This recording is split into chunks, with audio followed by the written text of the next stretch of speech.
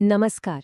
कभी ये सोचा है कि दुनिया भर में कल्चर इतने अलग अलग क्यों हैं और फिर भी हम सब इंसान होने के नाते एक दूसरे से इतने मिलते जुलते कैसे हैं? आज हम सब मिलकर एंथ्रोपोलॉजी यानी मानव शास्त्र की दिलचस्प दुनिया में चलेंगे। एक ऐसी फील्ड जो हमें यही समझने में मदद करती है कि आखिर इंसान होने का मतलब क्या है। तो इस सफर की शुरुआत एक बहुत ही बुनियादी सवाल से करते हैं। असल में इंसान होने का मतलब क्या है? ये सिर्फ कोई फिलॉसफी का सवाल नहीं है। यही वो सवाल है जो मानव शास्त्र की पूरी फील्ड को ड्राइव करता है। यही हमें अपनी जड़ों को समझने के लिए खींचता है। तो फिर कौन सी साइंस है जो इस इतनी बड़ी पहेली को सुलझाने की कोशिश करती है? जवाब है एंथ्रोपोलॉजी यानी मानव शास्त्र। तो चलिए देखते हैं कि ये फैसिनेटिंग फील्ड आखिर है क्या और ये हमें हमारे ही बारे में क्या सिखा सकती है। मानव शास्त्र को ना इंसानियत की एक बहुत बड़ी कहानी की किताब की तरह समझिए। ये किताब सिर्फ एक चैप्टर पर फोकस नहीं करती, नहीं, बल्कि ये हमारे बायोलॉजिकल एवोल्यूशन की शुरुआत से लेकर आज की कॉम्प्लेक्स सोसाइटीज और कल्चर्स तक सब कुछ देखती है। ये समझने की कोशिश करती है कि हम कौन हैं, हम यहाँ तक पहुँचे कैसे और हम में इतनी डाइवर्सिटी क्यों है।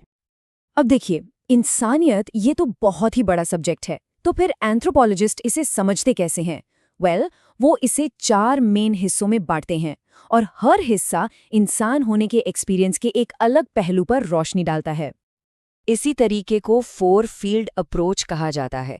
इसे एक पेड़ की तरह सोचिए जिसकी 4 बड़ी बड़ी शाखाएं हैं और ये सारी शाखाएं मिलकर हमें इंसान होने की एक पूरी मुकम्मल तस्वीर देती हैं।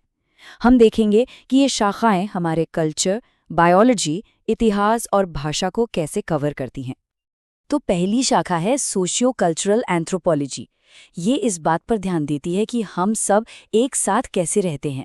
मतलब इसमें ये देखा जाता है कि अलग अलग कल्चर्स में शादी की रस्में कैसे अलग होती हैं या फिर वहाँ का पॉलिटिकल सिस्टम लोगों की रोज़मर्रा की ज़िंदगी पर कैसे असर डालता है। दूसरी शाखा है बायोलॉजिकल एंथ्रोपोलॉजी। ये हमारी फिजिकल कहानी है। ये देखती है कि हमारे पूर्वज कैसे दिखते थे, दुनिया के अलग अलग कोनों में हमारी स्किन का कलर अलग क्यों है और हमारी जेनेटिक्स हमारी बीमारियों और सेहत को कैसे अफेक्ट करती है। तीसरी शाखा आर्कियोलॉजिकल एंथ्रोपोलॉजी। इन लोगों को ना आप टाइम ट्रैवल करने वाले जासूस समझ सकते हैं। ये लोग पुरानी जगहों की खुदाई करते हैं, मिट्टी के बर्तनों के टूटे टुकड़ों को जोड़ते हैं और पत्थर के औजारों को एनालाइज करते हैं, सिर्फ ये पता लगाने के लिए कि हमारे पूर्वज कैसे रहते थे, वो क्या खाते थे और उनके समाज कैसे बने थे।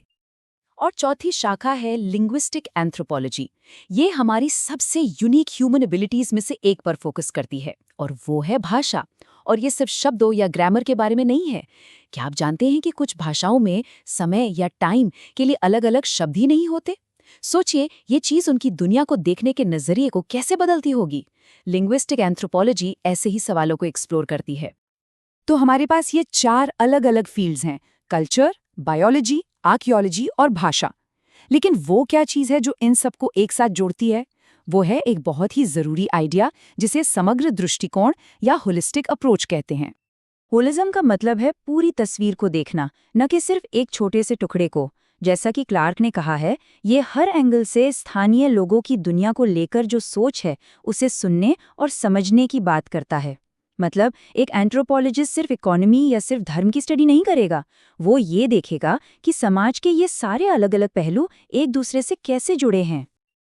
और यही वो चीज़ है जो एंथ्रोपोलॉजी को इतना यूनिक बनाती है। जैसे मान लीजिए एक इकोनॉमिस्ट किसी गांव में गरीबी की स्टडी करेगा, लेकिन एक एंथ्रोपोलॉजिस्ट उस गांव के इतिहास, परिवार के स्ट्रक्चर, धार्मिक विश्वासों और वहाँ के लोगों की सेहत को भी देखेगा ताकि ये समझ सके कि वो गरीबी आखिर है क्यों। लेकिन ये जो होलिस्टिक अप्रोच है ना, ये रातों रात नहीं बना। चलिए एक नज़र डालते हैं कि वक्त के साथ ये डिसिप्लिन कैसे डेवलप हुआ। वैसे तो एंथ्रोपोलॉजी के आइडियाज़ एंशिएंट ग्रीस तक जाते हैं, लेकिन एक मॉडर्न साइंस के तौर पर इसने 19वीं सेंचुरी में सही मायने में शेप लेना शुरू किया। डार्विन की एवोल्यूशन की थ्योरी ने हमें हमारे बायोलॉजिकल पास्ट के बारे में सोचने पर मजबूर किया। फिर 20वीं सेंचुरी में एंथ्रोपोलॉजिस्ट सिर्फ लाइब्रेरी में बैठकर पढ़ने की बजाय असल में दुनिया भर के कल्चर्स में जाकर रहने और सीखने लगे, जिसे हम फील्ड वर्क कहते हैं। तो एंथ्रोपोलॉजी सिर्फ अतीत की स्टडी करना नहीं है, आज की दुनिया में इसके बहुत ही रियल वर्ल्ड और प्रैक्टिकल यूजेस हैं। चलिए देखते हैं कि ये थियोरी असल जिंदगी में काम कैसे करती है। एंथ्रोपोलॉजिस्ट सिर्फ स्टडी नहीं करते, वो मदद भी करते हैं। कुछ एंथ्रोपोलॉजिस्ट सरकारों और ऑर्गेनाइजेशंस के साथ काम करते हैं ताकि ये पक्का हो सके कि जो नई हेल्थ पॉलिसीज या डेवलपमेंट प्रोजेक्ट्स बन रहे हैं वो लोकल कल्चर का सम्मान करें और वाकई में इफेक्टिव हों। वहीं दूसरे लोग सीधे कम्युनिटी के साथ मिलकर काम करते हैं ताकि उन्हें अपनी प्रॉब्लम्स का हल खोजने में मदद मिल सके।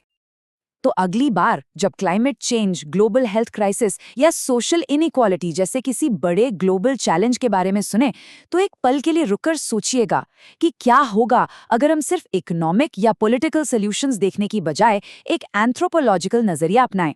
शायद एक दूसरे को गहराई से समझना ही वो चाबी है जिसकी हमें एक बेहतर दुनिया बनाने के लिए सच में जरूरत है।